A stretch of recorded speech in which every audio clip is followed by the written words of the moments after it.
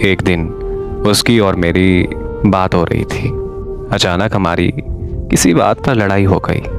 उसने मुझसे नाराज होकर बात करना बंद कर दिया। यहाँ तक कि उसने मेरा नंबर भी ब्लॉक कर दिया।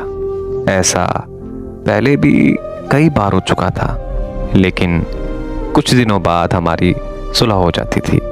लेकिन इस बार एक अजीब सी बेचैनी थी, क्योंकि मुझे ऐसा महसूस हो रहा था कि इस बार वो मुझसे नाराज़ नहीं हुई, बल्कि वो मुझे छोड़ गई है।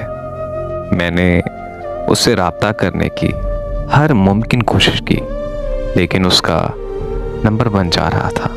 जब मुझे कोई हल ना मिला तो मैंने उसके घर जाने का सोचा, यानी उसके गांव।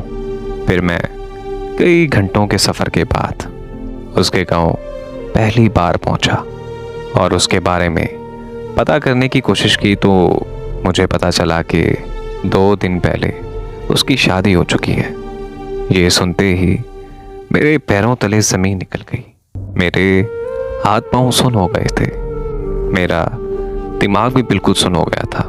मुझे कुछ समझ नहीं आ रहा था कि ऐसी सिचुएशन में मैं करूं तो करूं क्या, क्योंकि 3 दिन पहले तो हमारी लड़ाई हुई थी और लड़ाई के अगले दिन ही उसकी शादी कैसे मुमकिन हो सकती थी। तब मुझे समझ आया कि उसने मुझसे लड़ाई जानबूझकर की थी, क्योंकि वो किसी और से शादी करने जा रही थी और वो ये नहीं चाहती थी कि मैं उसे बेवफा समझूं।